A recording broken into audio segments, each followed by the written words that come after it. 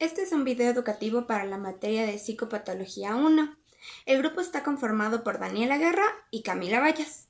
A continuación, mi compañera comenzará con la información.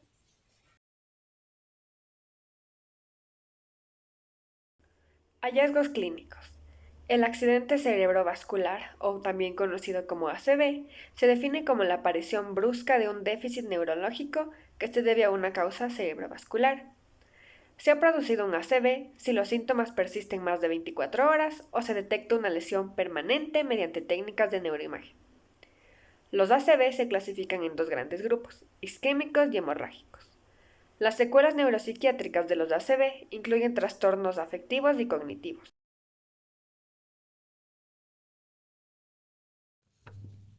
Ahora vamos a hablar de la epidemiología. Primero cabe destacar que los accidentes cerebrovasculares constituyen el trastorno neurológico invalidante más frecuente. Es una de las causas principales de deterioro funcional. Del 15 al 30% de los supervivientes de ACV se consideran discapacitados permanentes. Ahora, los factores de riesgo. La edad es el factor de riesgo no modificable más importante. El riesgo de ACV aumenta en más del doble por cada década después de los 55 años. Dentro de la generación de estos perfiles de riesgo se toma en cuenta que los ACV pueden estratificarse según distintos factores, como ya habíamos hablado antes, la edad avanzada, que tengan hipertensión, que sean fumadores o no, entre otros también factores de riesgo.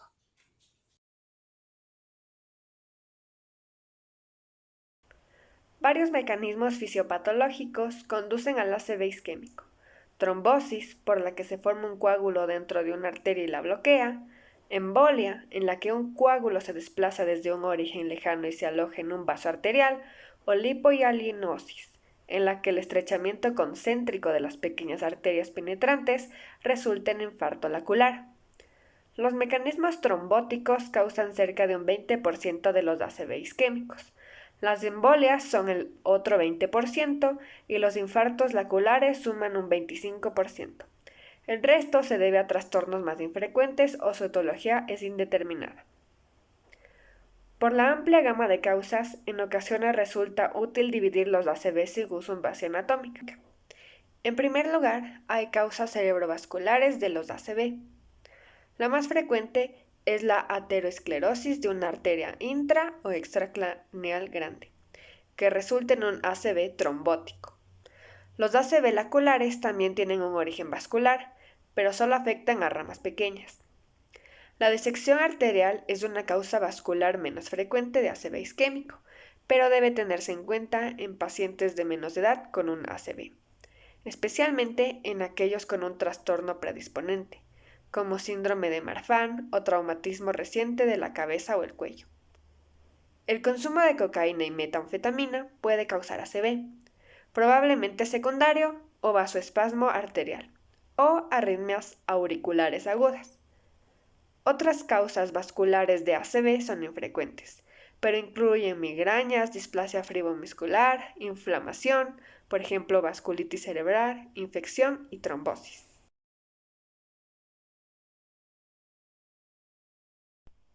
Presentación clínica.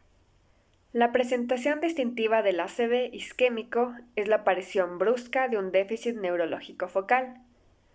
Puede haber síntomas asociados como cefalia o crisis epiléptica, pero son menos frecuentes. Los ACV trombóticos y laculares tienen más probabilidades de manifestarse en una evolución inestable de síntomas neurológicos que aumentan y disminuyen, y finalmente resultan en un déficit completo, mientras que los embólicos con más frecuencia producen un déficit máximo desde el principio. El diagnóstico diferencial incluye hemorragia intracerebral o subaracnoidea, hematoma epidural o subdural, masas como tumores o abscesos, crisis epilépticas, migrañas y causas metabólicas, hipoglucemia, por ejemplo. Exploración. Una anamnesis minuciosa es el primer paso crucial en el tratamiento de un ACV sospechado. El tiempo exacto del inicio, al minuto si es posible, es un punto esencial, ya que ciertos tratamientos del ACV agudo, como la trombosis, solo son posibles en marcos temporales estrictos. El diagnóstico rápido es crítico en el tratamiento del ACV isquémico agudo. Tratamiento agudo. Por lo general, todos los tipos de tratamiento trombolítico deben llevarse a cabo en un centro especializado en ACV, en el que sea posible controlar cuidadosamente los parámetros hemodinámicos y la situación neurológica, y que exista un equipo de neurocirugía por si el paciente sufre un problema hemorrágico. Prevención primaria. La prevención primaria es el medio más eficaz para reducir la carga de salud pública del ACV. Esto supone identificar y tratar los factores de riesgo modificables, como comportamientos del estilo de vida y enfermedades concomitantes. Fumar cigarrillos es un factor de riesgo modificable bien conocido del ACV isquémico y hemorrágico. Comparados con los los fumadores tienen el doble de riesgos de ACV isquémico y el triple de HSA. La falta de actividad física y la obesidad son factores de riesgo modificables del ACV. El consumo de alcohol, drogas y otras sustancias aumenta el riesgo de ACV isquémico y hemorrágico.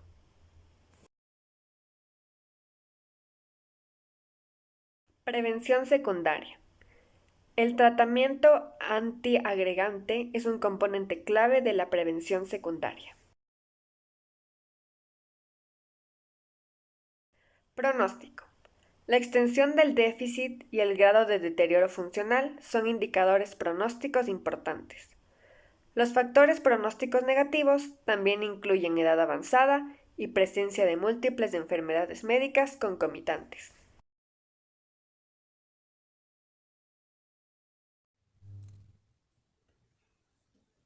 Ahora vamos a hablar de los accidentes cerebrovasculares hemorrágicos.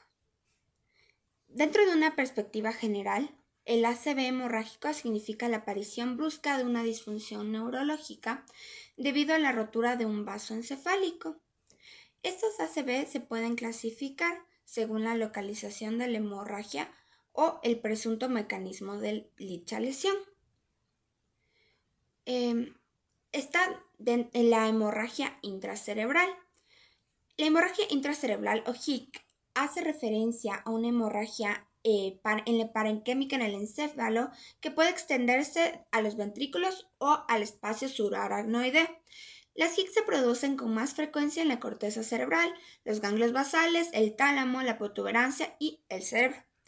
Al igual que en las otras formas de accidente cerebrovascular, la localización de la lesión predice los distintos síndromes clínicos. La hipertensión es una de las causas más frecuentes y se asocia sobre todo con las hemorragias más profundas en los ganglios basales, el tronco encefálico o el cerebelo.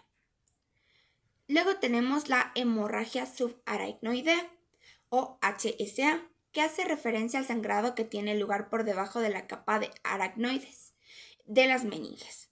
La HSA no traumática se debe con más frecuencia a la rotura de un aneurisma saccular no diagnosticado.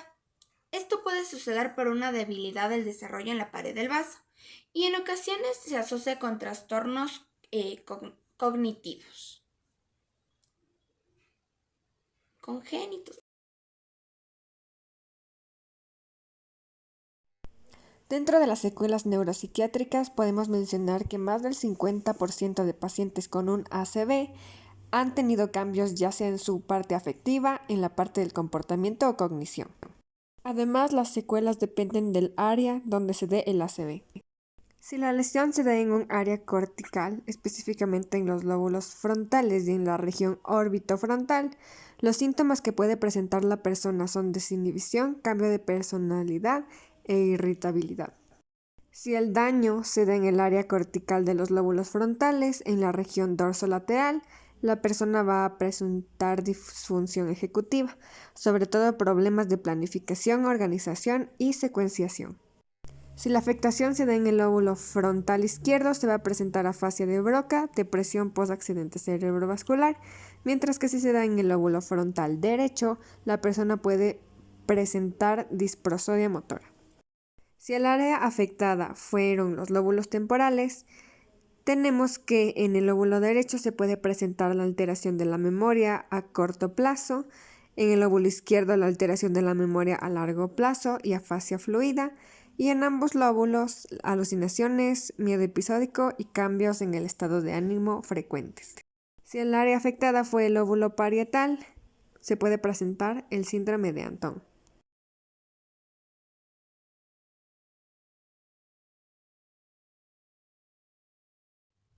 Ahora vamos a hablar de los síntomas postagudos siguientes al accidente cerebrovascular.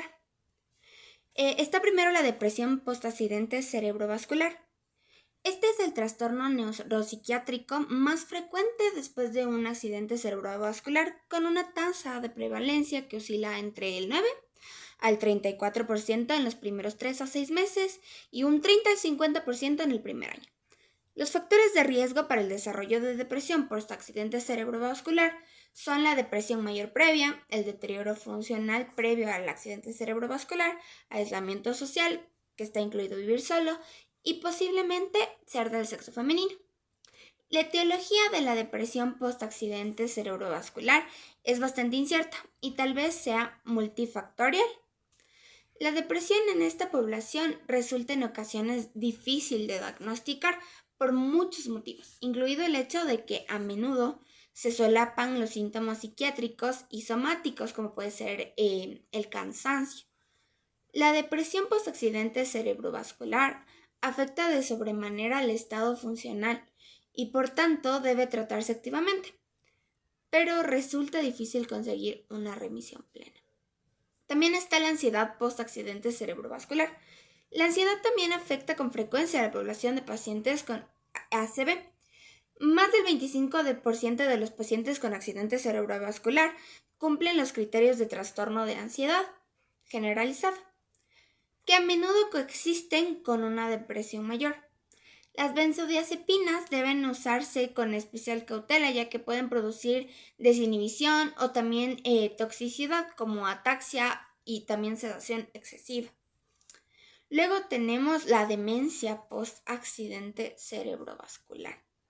La demencia vascular es un término que hace referencia a un grupo heterogéneo de procesos neurodegenerativos que están causados por la alteración de la perfusión cerebral. Estos trastornos se agrupan en 3 categorías generales y consisten en demencia isquémica subcortical, demencia multiinfarto y demencia secundaria a infartos focales. Ya hablando un poco de la conclusión de este subtema, podemos decir que es importante que el psiquiatra conozca la fisiopatología, la presentación clínica, la evaluación y el tratamiento de un accidente cerebrovascular, porque probablemente se encontrará con este trastorno en la práctica clínica y porque puede aparecer cambios importantes. Demencia. Hallazgos clínicos. En el DSM-4, la demencia se definía como un síndrome con múltiples causas, caracterizado por un declive incapacitante de la memoria, así como deterioro en al menos otra actividad cortical superior, por ejemplo, la afasia, la apraxia, la agnosia o la disfunción ejecutiva. En el DSM-5, los trastornos cognitivos se clasifican como trastornos neurocognitivos y tienen lugar a lo largo de un conjunto de alteraciones cognitivas y funcionales, como el síndrome confusional, los trastornos neurocognitivos leve y mayor y sus subtipos etiológicos. El término demencia se usa para señalar ciertos subtipos etiológicos, justamente, por ejemplo, la enfermedad de Alzheimer, la demencia lobular frontal. Ahora veamos el diagnóstico diferencial. La evaluación ante una sospecha de demencia o trastorno neurocognitivo mayor incluye anamnesis completa, exploración física, neurológica y psiquiátrica, evaluación de las funciones cognitivas y estudios analíticos apropiados. La longevidad es el mayor factor de riesgo de la enfermedad de Alzheimer y los trastornos vasculares, así como factores del estilo de vida modificables contribuyen a su prevalencia. Opciones terapéuticas. Especialmente con la enfermedad de Alzheimer, la atención suele centrarse en la prevención primaria y secundaria, y en posibles abordajes curativos basados en nuestro conocimiento creciente. Perspectiva general. El Manual Diagnóstico y Estadístico de los Trastornos Mentales, el DSM-5, justamente en su quinta edición, designa los trastornos cognitivos en un conjunto de deterioro cognitivo y funcional. El síndrome confusional, los trastornos neurocognitivos leve y mayor, y como ya había mencionado, los subtipos etiológicos. Ahora, algo interesante dentro de esta categoría y que se debe mencionar es que al momento de recién tener el contacto con una persona que se sospecha que tiene la enfermedad de Alzheimer, se debe realizar una investigación no solamente y directamente con esta persona que padece la enfermedad, sino que también se debe de estar en contacto con sus familiares más cercanos, ya que principalmente estos son los que nos van a brindar la diferente información sobre lo que la persona pudo haber hecho antes de la enfermedad o después.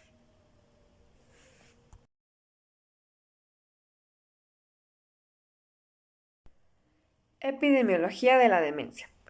Por lo difícil que resulta establecer un diagnóstico preciso de los subtipos de demencia en los estudios epidemiológicos, y a la luz de los datos neuropatológicos que indican que las alteraciones mixtas son más frecuentes que los subtipos aislados, hay que ser muy cautelosos a la hora de atribuir la proporción de demencias a los distintos subtipos. Importancia de la edad de inicio.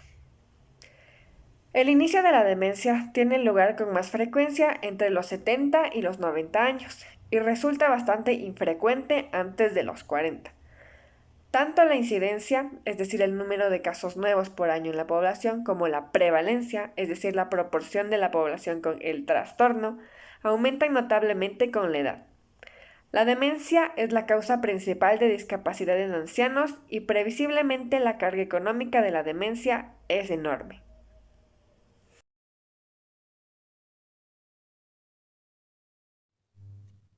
Ahora vamos a hablar sobre la evaluación del paciente con sospecha de demencia.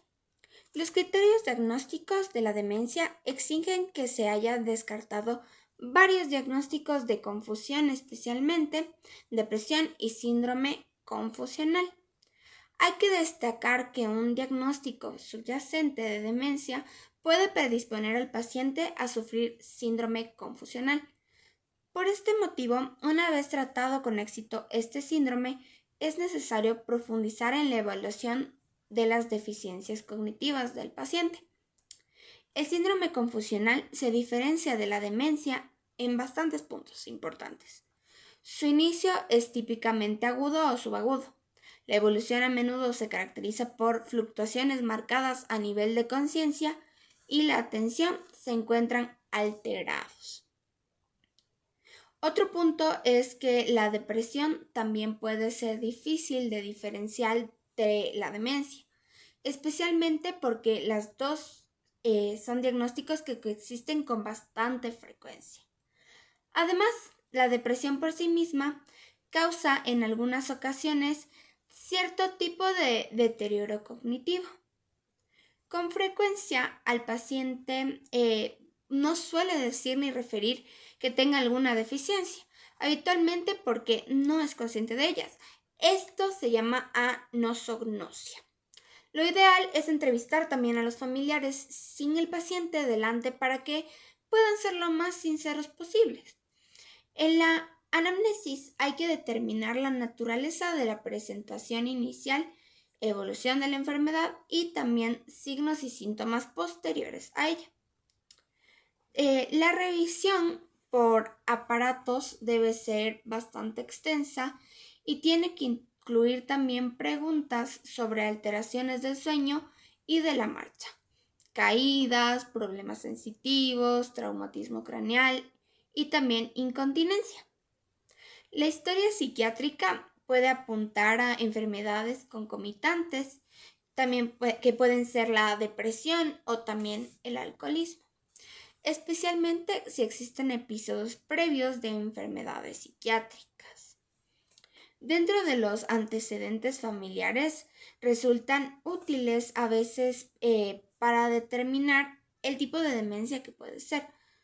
Como ya vamos a ver más adelante, la historia social y laboral es bastante útil para valorar la inteligencia antes del problema y educación, cambio de nivel en el funcionamiento del paciente y también otros posibles factores de riesgo ambiental, es decir, para conocer cómo actuaba el paciente antes de. La exploración psiquiátrica puede revelar indicios de síndrome confusional, depresión y también de psicosis.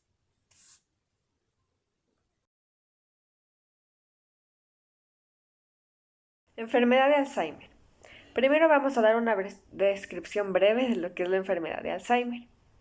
La enfermedad de Alzheimer es un trastorno encefálico irreversible y progresivo que priva a quienes la padecen de su memoria y funcionamiento físico y mental de manera global.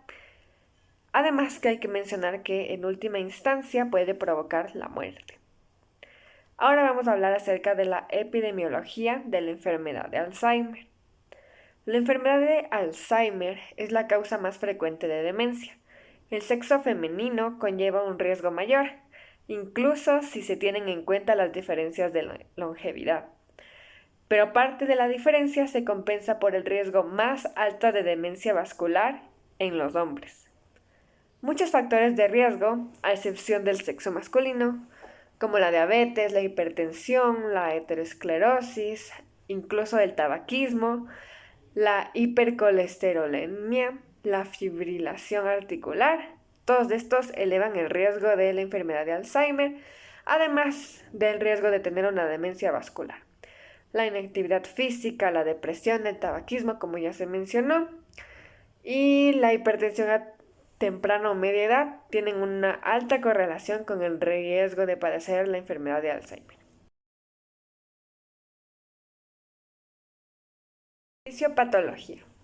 En su caso inicial de 1907, Alois Alzheimer identificó en la autopsia acúmulos de células nerviosas y anómalas y fibras en la corteza cerebral, usando lo que entonces era un método nuevo de tinción con plata. Estos hallazgos, considerados las lesiones neuropatológicas distintivas de la enfermedad de Alzheimer, se conocen como ovillos neurofibrilares y placas neuríticas. Se cree que la proteína amiloide, presente en su forma soluble en el encéfalo y además un componente fundamental de las placas, ocupa una posición central en la fisiopatología de la enfermedad, quizá por su neurotoxicidad directa. Sin embargo, los mecanismos por los cuales las alteraciones de la amiloide median la muerte función neuronal siguen siendo preguntas importantes que todavía no tienen respuesta.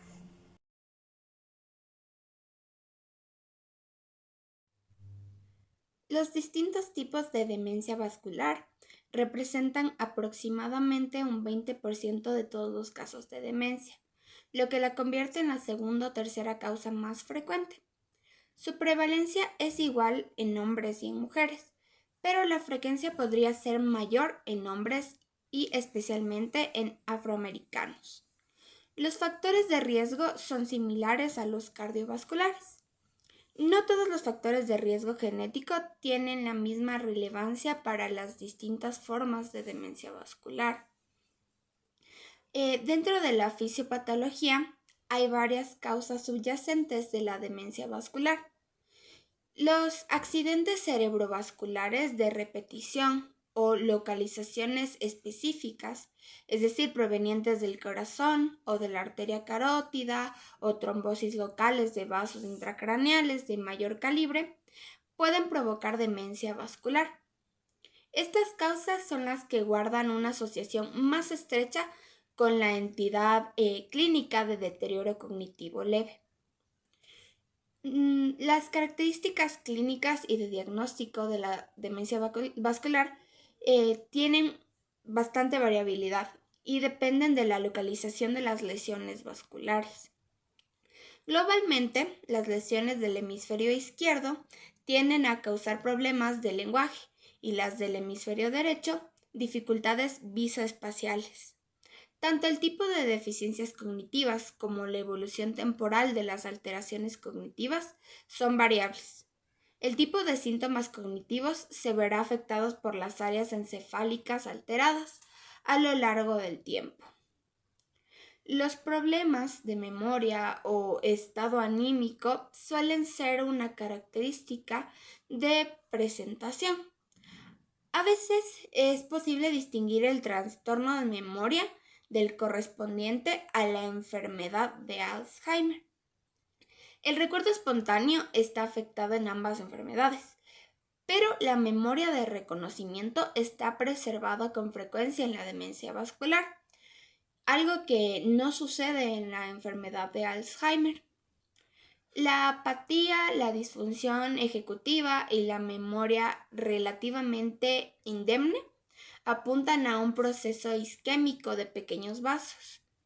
La demencia vascular se relaciona asimismo a menudo con disfunción de los sistemas frontales, alterados en la que se produce una desconexión o daño de los haces de sustancia blanca que transportan información hacia esa región y desde ella. La dificultad principal en el diagnóstico de demencia vascular es distinguirla de la enfermedad de Alzheimer. Clásicamente, la demencia vascular se diferencia de la enfermedad de Alzheimer por su inicio bastante brusco y evolución en escalones.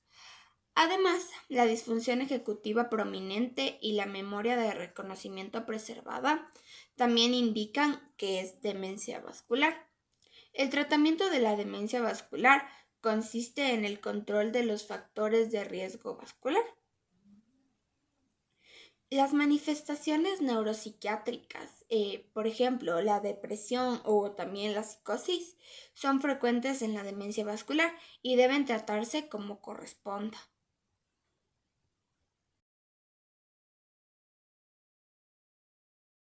Demencias frontotemporales. Ahora vamos a dar una pequeña definición de lo que son. Las definiciones generalmente de las demencias frontotemporales están cambiando y pueden contemplarse como un grupo genética y anatomopatológicamente heterogéneo, que implica la degeneración de distintas regiones de los lóbulos frontales y temporales en un grado variable. La degeneración lobular frontotemporal, la afasia progresiva primaria y la demencia semántica.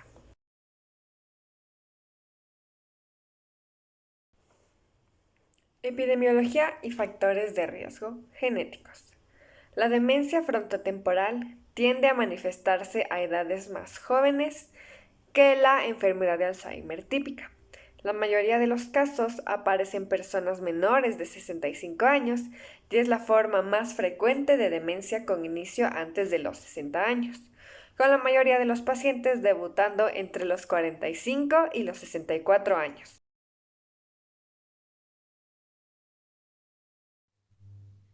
Los distintos tipos de demencia vascular representan aproximadamente un 20% de todos los casos de demencia, lo que la convierte en la segunda o tercera causa más frecuente. Su prevalencia es igual en hombres y en mujeres, pero la frecuencia podría ser mayor en hombres y especialmente en afroamericanos. Los factores de riesgo son similares a los cardiovasculares.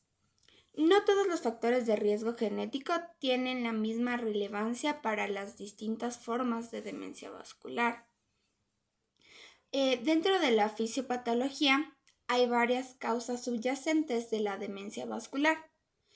Los accidentes cerebrovasculares de repetición o localizaciones específicas, es decir, provenientes del corazón o de la arteria carótida o trombosis locales de vasos intracraneales de mayor calibre, pueden provocar demencia vascular. Estas causas son las que guardan una asociación más estrecha con la entidad clínica de deterioro cognitivo leve. Las características clínicas y de diagnóstico de la demencia vascular tienen bastante variabilidad y dependen de la localización de las lesiones vasculares. Globalmente, las lesiones del hemisferio izquierdo tienden a causar problemas del lenguaje y las del hemisferio derecho, dificultades visoespaciales. Tanto el tipo de deficiencias cognitivas como la evolución temporal de las alteraciones cognitivas son variables. El tipo de síntomas cognitivos se verá afectados por las áreas encefálicas alteradas a lo largo del tiempo. Los problemas de memoria o estado anímico suelen ser una característica de presentación. A veces es posible distinguir el trastorno de memoria del correspondiente a la enfermedad de Alzheimer. El recuerdo espontáneo está afectado en ambas enfermedades, pero la memoria de reconocimiento está preservada con frecuencia en la demencia vascular, algo que no sucede en la enfermedad de Alzheimer. La apatía, la disfunción ejecutiva y la memoria relativamente indemne apuntan a un proceso isquémico de pequeños vasos. La demencia vascular se relaciona asimismo a menudo con disfunción de los sistemas frontales, alterados en la que se produce una desconexión o daño de los haces de sustancia blanca que transportan información hacia esa región y desde ella. La dificultad principal en el diagnóstico de demencia vascular es distinguirla de la enfermedad de Alzheimer. Clásicamente, la demencia vascular se diferencia de la enfermedad de Alzheimer por su inicio bastante brusco y evolución en escalones. Además, la disfunción ejecutiva prominente y la memoria de reconocimiento preservada también indican que es demencia vascular. El tratamiento de la demencia vascular consiste en el control de los factores de riesgo vascular. Las manifestaciones neuropsiquiátricas, por ejemplo, la depresión o también la psicosis, son frecuentes en la demencia vascular y deben tratarse como corresponda.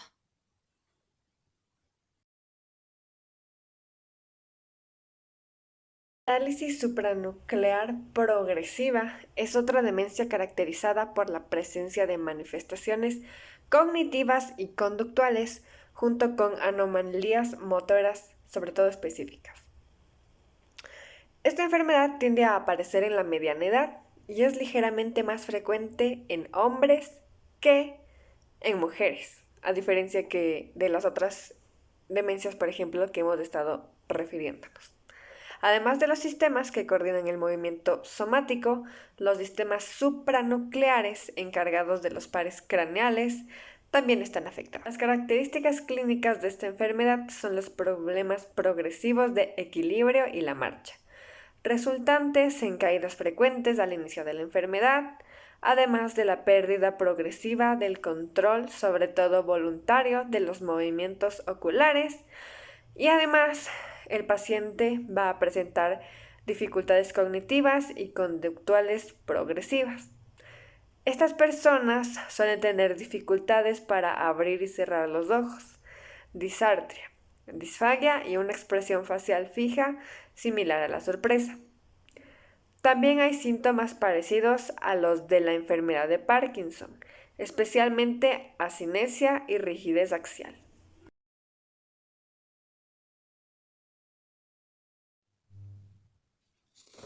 Ahora vamos a hablar de la hidrocefalia con presión normal. La hidrocefalia con presión normal es un trastorno consistente en un aumento de tamaño en los ventrículos que causa dificultades cognitivas y motoras. Aparece por lo general en adultos de 55 años o más. Las características clínicas principales son alteraciones de la marcha, disfunción de sistemas frontales e incontinencia urinaria. Los factores de riesgo principales se relacionan con trastornos que afectan negativamente a la función del sistema ventricular de dejar salir el líquido cefalorraquídeo, como antecedentes de traumatismo craneal, hemorragia intracraneal, meningitis o cualquier otro proceso inflamatorio estructural que pueda dañar la meninges. Resulta sumamente importante realizar pruebas cognitivas y motoras antes y después de la retirada de un volumen grande o significativo de líquido cefalorraquídeo.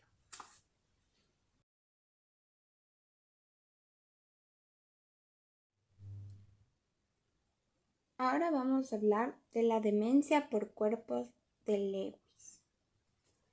La demencia por cuerpos de Lewis es una enfermedad encefálica progresiva que cursa con el deterioro cognitivo, conductual y motor similar al observado en la enfermedad de Parkinson. La demencia por cuerpos de Lewy es presuntamente la segunda causa de demencia en ancianos. Afecta ligeramente más a los hombres que a las mujeres. Al igual que la mayoría de las demencias de inicio de etapa adulta, la edad avanzada es un factor de riesgo principal para este tipo de demencia. El inicio de la enfermedad suele estar en la séptima década de la vida o más adelante. La demencia por cuerpos de Lewy puede agruparse también en las familias, puede ser por familias.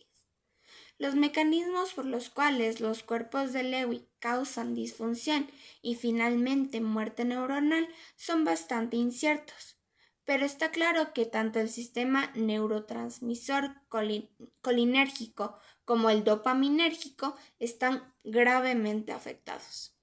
Las características clínicas de la demencia por cuerpos de Lewy son bastante similares a la de la enfermedad de Alzheimer y el diagnóstico es difícil de establecer.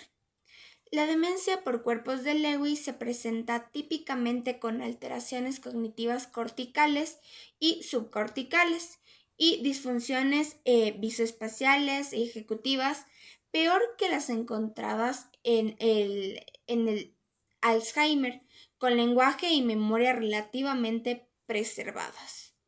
Las características clínicas centrales son la atención fluctuante, alucinaciones visuales y parkinsonismo. Los síntomas de parkinsonianos también son necesarios para el diagnóstico de demencias por cuerpo de Lewy y en la mayoría de los casos los síntomas motores aparecen en el año posterior a los problemas cognitivos. Otras características clínicas indicativas son trastorno del comportamiento del sueño, de movimientos oculares rápidos, es decir, REM, sensibilidad extrema a los neurolépticos, desorientados y escasa captación del transportador de dopamina en las pruebas de neuroimagen. Mientras que las características clínicas de la A manera de conclusión, se puede decir que las diferentes enfermedades psicopatológicas no solamente afectan al paciente o a la persona que las padece, sino que también afecta sus dimensiones económicas, sociales, también su área laboral, incluso educativa, y más allá también va a afectar a su sociedad en general, pero sobre todo a su familia o a los cuidadores que están a cargo o que acompañan a esta persona.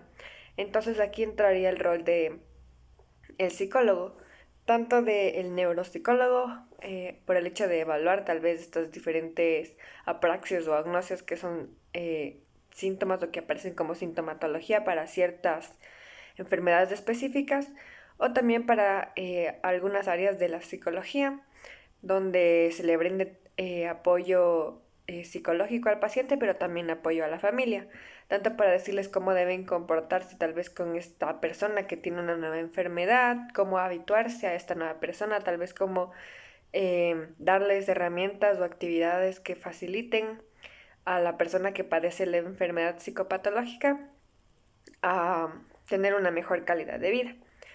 Por otro lado, también podemos decir que justamente estas enfermedades psicopatológicas, si bien tienen una base biológica o son producidas justamente por una hemorragia en el caso de los accidentes cerebrovasculares o una isquemia, también pueden estar relacionadas justamente con la psicopatología, ¿no? Entonces aquí vemos cómo la parte biológica está sumamente ligada con la parte un poco más específica dentro de la persona.